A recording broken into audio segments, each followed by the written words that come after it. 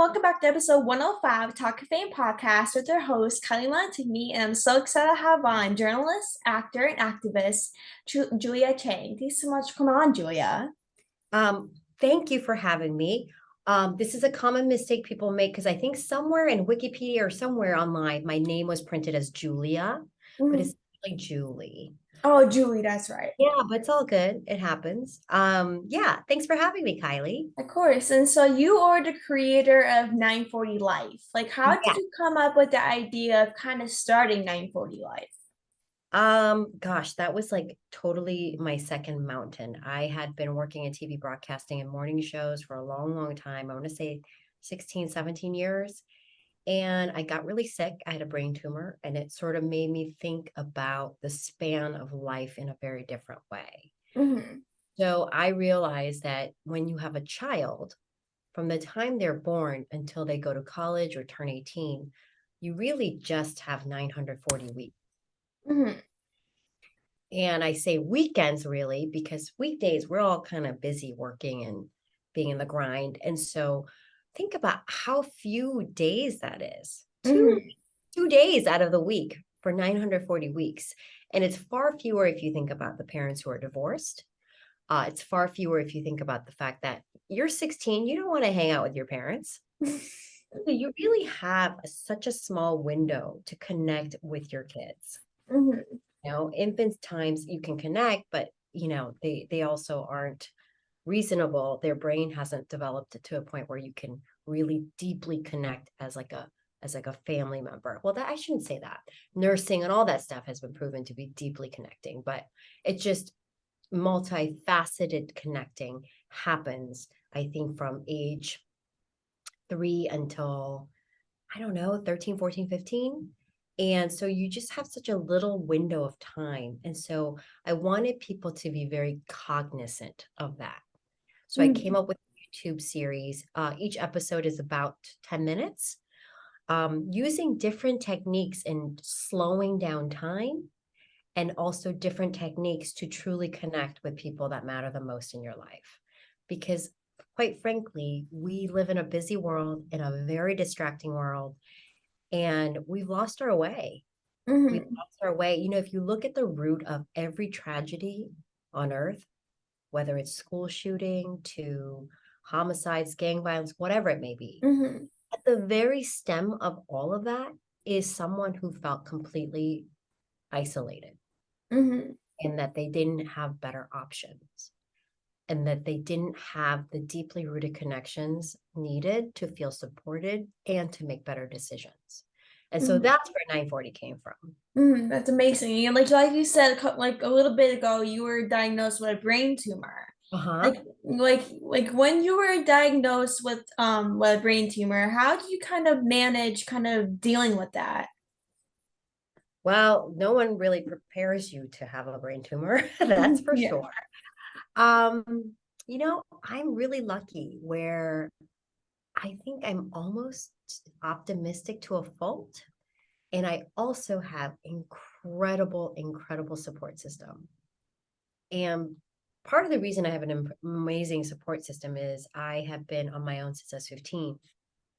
What happens when you start living alone at 15 is you accidentally or inadvertently develop a really keen sense of reading people's emotional IQ. Or Hmm. I should say that better. I don't know about my IQ per se, but my emotional IQ is really high. They call that EQ. Hmm. And I also have a really high AQ, agility IQ, the way I can sort of shift and find my own grounding when things don't go my way. So that, like all of those survival skills really prepared me well for broadcasting and also to deal with setbacks like brain tumor, right? So I just at that time, my boyfriend, my then boyfriend, now husband, was my solid rock, which was great because, well, it expedited everything in the sense we had to elope. We didn't have to, but I don't have a relationship with my mom. We're estranged. But despite that, because Leif and I were not married, I called her to tell her my diagnosis, and she was like, She suffers from mental illness, so please excuse her response. But her response was, why would you do this to me? I already have so many worries on my plate. Why would you add brain tumor to that? Mm-hmm. Meanwhile, I was actually just calling her because my big request was I would need a family member with me in the operating room. Should something go not right and I become a vegetable, a family member would have to make the call of pulling the plug. Mm-hmm. So I was going to call in that favor to her. And based on her response, I was like, okay, she's not ready to support me in the way I need to be supported. So when I also got my diagnosis, I tried to break up with my boyfriend, Leif, because we were doing long distance, New York, LA. And I said, you know what? You're 33. Like, this is a lot for anybody to sign up for. Like, they're telling me I could be severely brain damaged. I could be severely handicapped post surgery. I just think this is a lot for anyone to sign up for after a year of dating, not to mention most of that long distance. Mm-hmm. And he was like the most decent human being. He flew to LA right away and he told me to throw a white dress in the car. And we went and eloped because he realized that my insurance would not cover almost anything of a $500,000 surgery, whereas his would cover the full thing, but we would have to be married. So I Mm-hmm. always joke that we married for the most unromantic, but the most romantic reasons. Yeah. Yeah, no, but because I've been on my own since I was 15, I've been able to read people really fast. And I knew from the very beginning that this guy was a good human being. And here we are 10 years later. Yeah, Years of marriage later, yeah. yeah, it's crazy. Like, did you since you said you're living on your own at 15, and then you married like a guy that you only been dating for 1 year when he got a brain tumor and was going for surgery. Like, did you kind of ever type of think that you would date someone that you kind of was thinking like, oh my God, this guy I have to break up with because of long distance? Like, did you ever kind of picture yourself dating him now to this kind of day or practically married? Our story is so crazy because, and there's a lot of new friends joining me right now. We're doing a podcast called uh, Fame. Tell me the title again. Talk of Fame. Yeah. Talk of Fame, Hall of Fame, Talk of Fame. This should be easy with the lovely Kylie, who's 16 years old, and she reached out via DM asking me for an interview. So that's what we're part of right now. And you guys could get a glimpse of how cute Kylie is. Hey guys. You guys, when I was 16, I was like buying lip gloss at CVS. I was not entrepreneurial like Kylie is. So watch out for her. Long story short, Leif and I have been friends since we were kids. We both grew up in Ann Arbor. So I've technically known him since he was 13. But back then, had you told me like this is the guy you're going to marry one day, I would have been like, no way. Yeah. We ended up going to New York. We never crossed paths while we both lived in New York for 10 years. And I started working on a project that involved Ann Arbor friends. And so about 6 months before I moved out to LA, I connected with Leif for that project. And it was instant. The connection was instant. Yeah. So I think a month and a half after that lunch meeting where we reconnected after 10 plus years of not seeing each other, we moved in together. Oh my gosh. Kylie, don't ever do that, okay? As I share this story, I realize how crazy that is. And if my daughter Kylie ever came to me and said like, oh, we've been dating a month and I'm going to move in with him, I would be like, over my dead body. So anyway, look at all my friends. Okay, so Sunshine Girl, I'm blanking on your name right next. Coffee hasn't hit the bloodstream. I'm going to be taking questions from you guys towards the end of me and Kylie's conversation in like 20, 25 minutes. Actually, maybe even sooner if you guys come up with a good question. So send them my way, okay? All right. Keep on talking, Kylie, over there in Pennsylvania. Is it snowing there? Yeah, it's currently snowing where I am. Yeah. Pass. And I'm like not too happy. I literally hate. I mean, I don't mind snow. I just hate the cold. That's the worst part. I love your Pennsylvania accent. Are you in Pittsburgh? No, I'm from Scranton. It's 2 hours outside of Philly. Yeah, but I hear your Philly or Pennsylvania dialects. Cute. No one has said that to me before. I really appreciate that because you're the first person to ever said that to me. Actually, all right. Keep on shooting those questions. And so, what are some ways people can make kind of life easier if they are dealing with like a brain tumor or just kind of dealing with any cancer that they're kind of dealing currently? Wow, that is a really hard question. Um, Or like, what are some ways like things no, like that help I just people? like honestly, when you get a brain tumor diagnosis, they don't tell you that it's cancer or it's benign. Yeah, They don't know until they get to the tumor and do a biopsy, right? yeah, Not going to open up your brain twice to get to the tumor. They can only say things like it's behaving benign or it's behaving malignant, but these are all like guesses, right? hmm And so you quickly realize, oh, of all the surgeries out there, this is probably one of the most major ones, right? Because the yeah, brain is your control center. hmm Without it functioning properly, like you shut. hmm And so you start to really have your coming of Jesus moment about life and death and what does this all mean? And at the time, I was an entertainment anchor in the mecca of entertainment, Los Angeles, on a hmm morning show that has a long history of being iconic, right? It's a yeah, marquee Fox morning show called Good Day LA. And I was like in my hospital bed, like a week in the ICU. And I just remember thinking like days before the big operation, I kept thinking, is there someone like famous that I wish I would have interviewed that I hadn't yet? Is there something on TV that I wish I would have featured that I hadn't yet? Like none of those thoughts ever even came to mind. Like none of that mattered. I was like, hmm nobody cares who I interviewed. Nobody cares I got to go backstage with Barbara Streisand and prepare for a concert or I don't know, shadow Jennifer Lopez for a day. Like nobody cares. yeah, When you are sitting in that bed, what you are thinking of is hmm if I croak tomorrow, was I a good human being? Was I a good sister, daughter, wife, girlfriend? hmm You start to think about all the things relationally because that is what lives on even when you die. hmm You know what I mean? And yeah, so, um, yeah, so it was really a profound sense, and that like it made me really realize like the things that matter and the things that don't matter, like true stock of your life.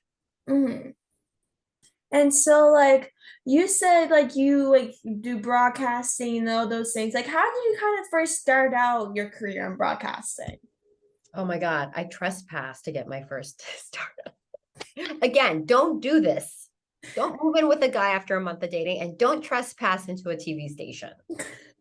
This interview is not going the way I thought it would go. I was supposed to be like somewhat of a role model. Look at me. I'm just kidding. um, so I was an economics major at University of Michigan.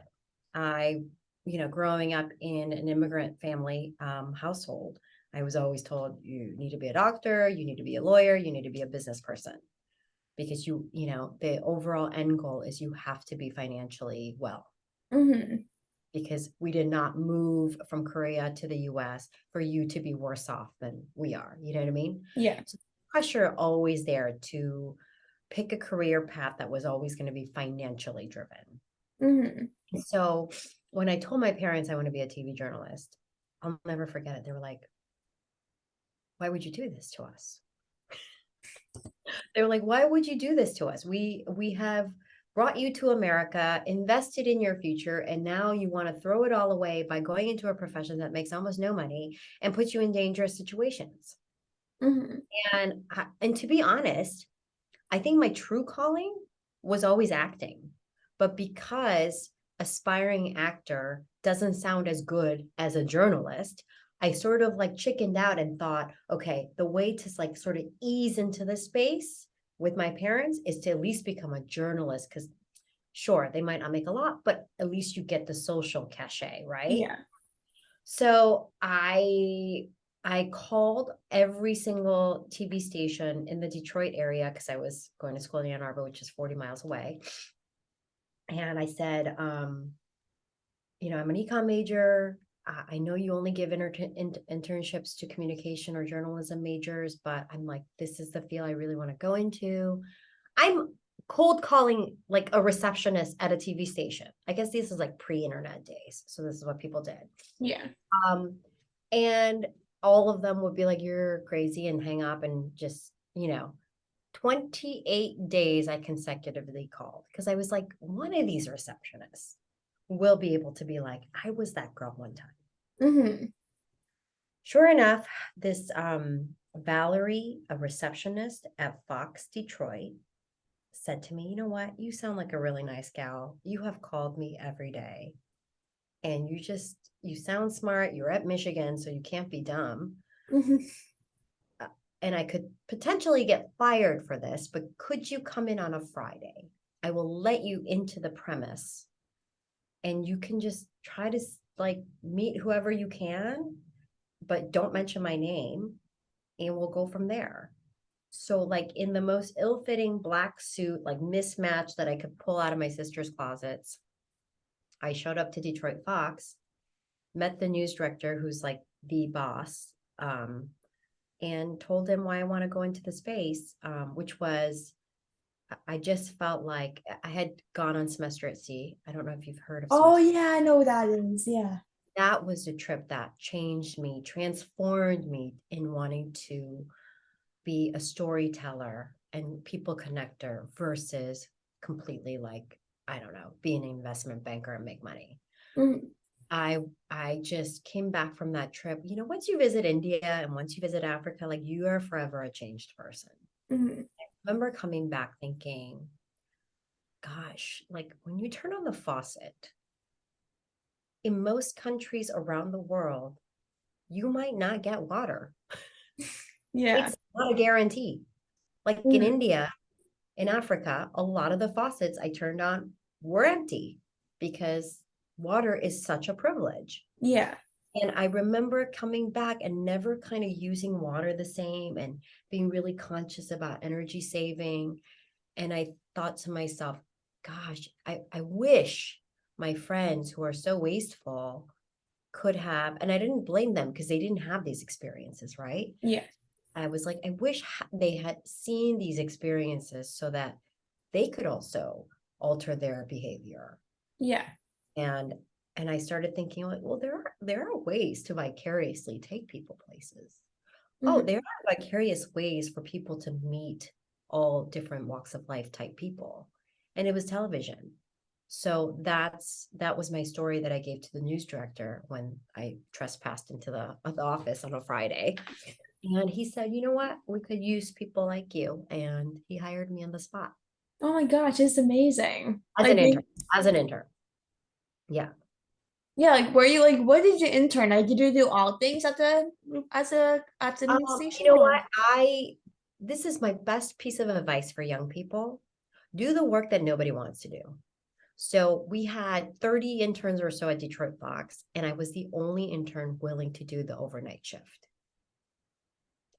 Detroit is a high crime city, and sure, it's unsafe for a young person to drive all the way from campus to Detroit in the middle of the night.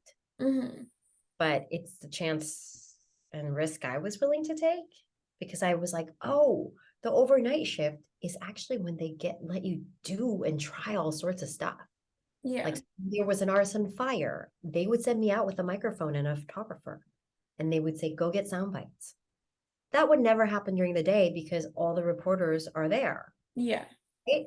And so I really got to get my hands dirty in the overnight shift. And that work ethic stayed with the news director because he eventually down the road helped me get my job in New York. Mm-hmm. He remembered that I was the intern willing to do the things that no other intern wanted to do, Mm-hmm. to go the extra mile. Yeah.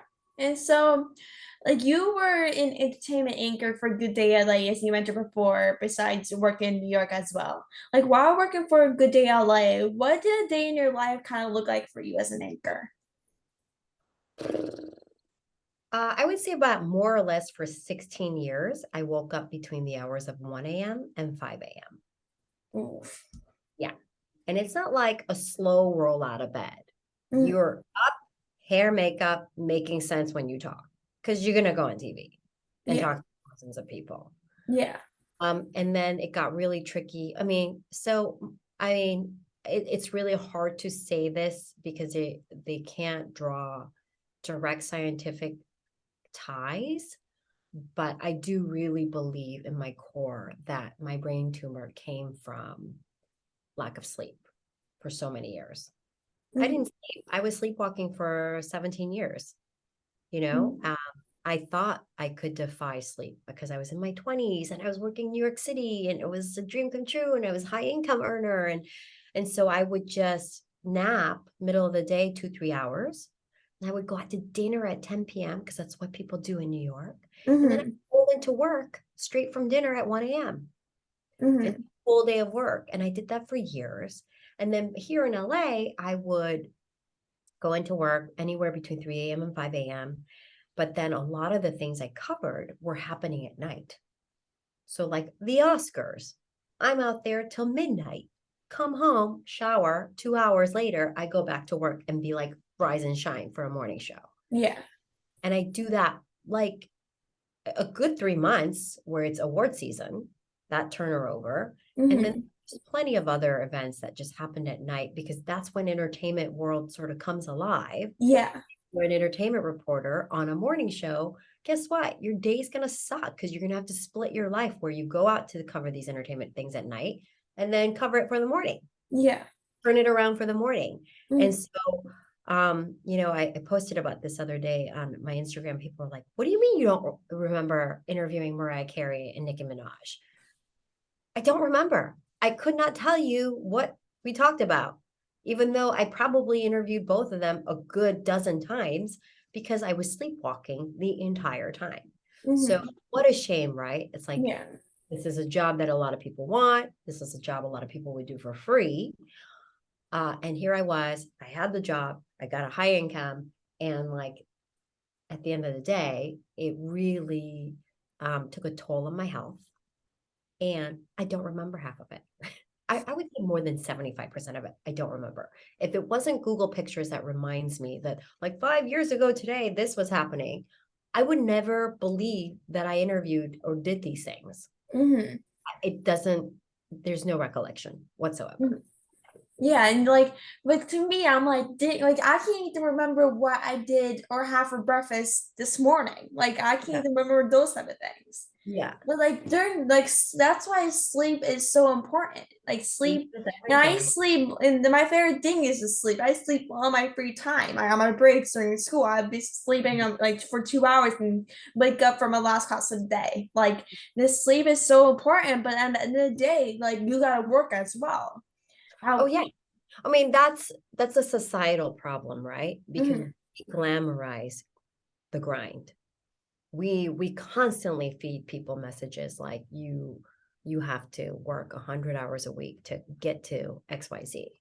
Mhm. And and in a guilty sense, I had the same sort of message about my internship, right? I took Mhm. the night shift that no one was willing to take. That's me subscribing to the grind culture. And look where it got me. It got me a giant fist-sized brain tumor.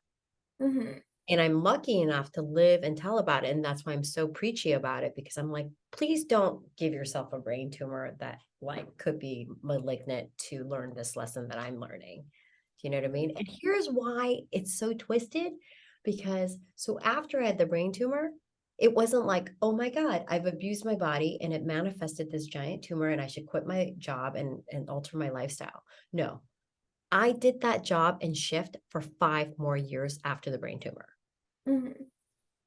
Like I still hadn't learned. I still was unwilling to let go of that unhealthy way of functioning. And so Mhm. yeah, it's a tough one. It's a really tough one. Mhm. And so you have been recognized for your work with a New York State Associate Press Award and a 2007 Emmy nomination. Like, how did you kind of feel on being nominated and basically winning the awards? I have been nominated for an Emmy, I think twice. I don't even like update my bios. I do feel proud about the AP awards because I feel like the AP Associated Press is very much like the BCC of, the UK here. It's Mhm. like true serious news organization. Um, you know what? If you had asked me this question pre brain tumor, I would be like, oh, it's so amazing to be acknowledged. But post brain tumor, I'm like, none of that matters.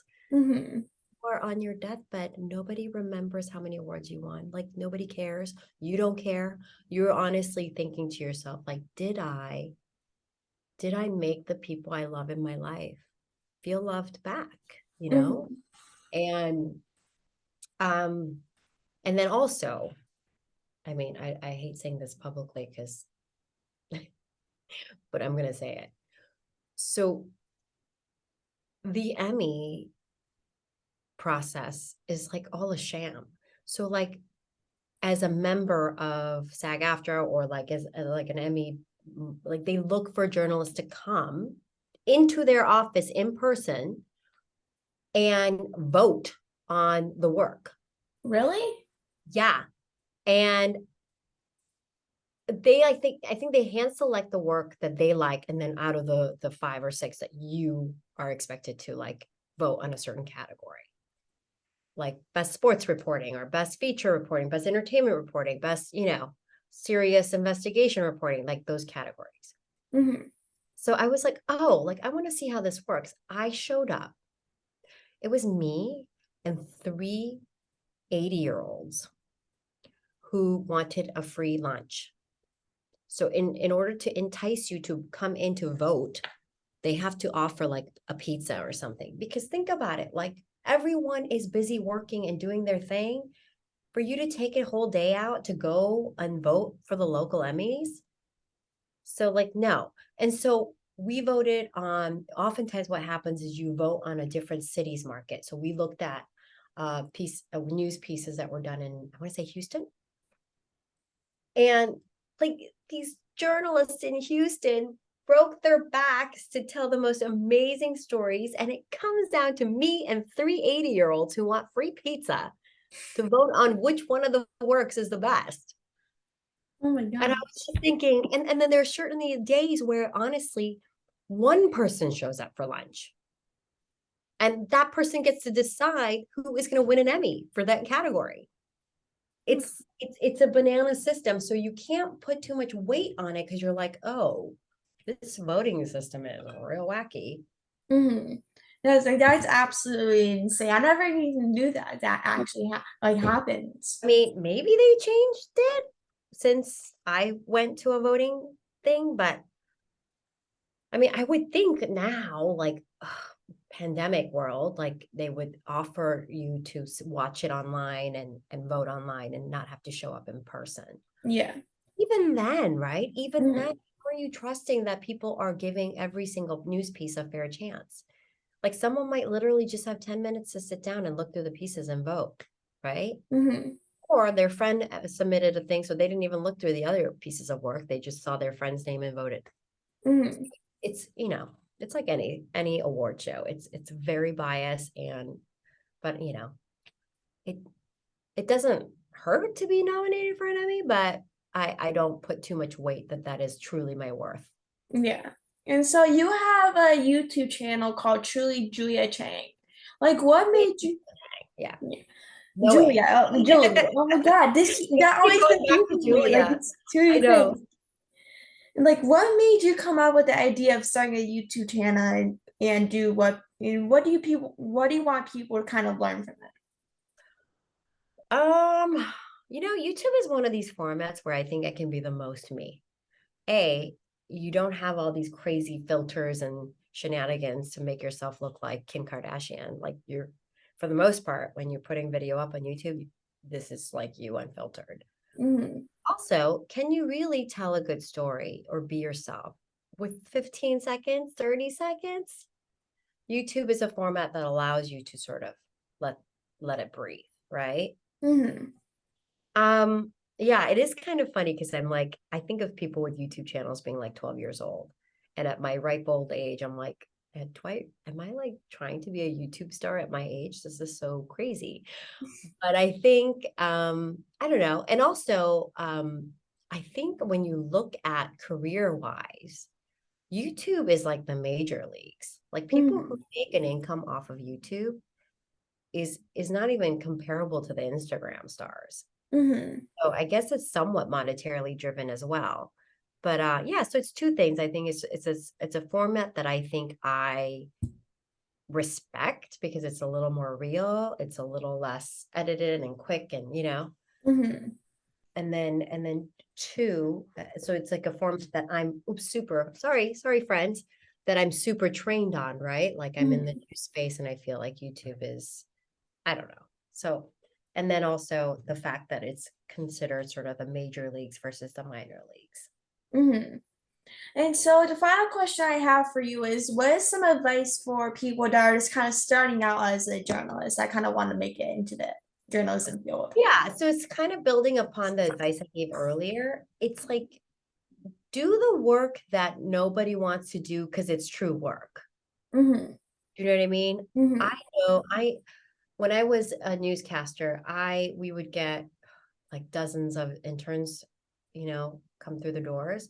And I always knew which one was going to make it. And I always knew day one, I knew which one was going to make it and which one isn't. Because Mm-hmm. the ones that aren't going to make it, you know what they do? They plop down at their desk and they scroll.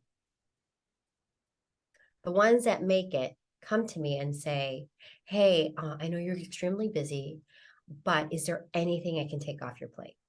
Mm-hmm. Do you need me to file anything? Do you want me to make beat calls? Beat calls are like you call the cops or you call the fire department and see if there's anything news breaking. Um, Mm-hmm. it's mind numbing, but it's work. And if someone comes in that's eager and hungry and diligent and they volunteer to do the stuff that isn't great about the work, like that person is going to remember and be like, this kid, he's going places or she's going places. Mm-hmm. Um, yeah, so I guess that's just, I think your generation has it tough, right? Because you are growing up in the age of Instagram and YouTube, and you see people that become instantly famous, or at least it appears that way. Mm-hmm.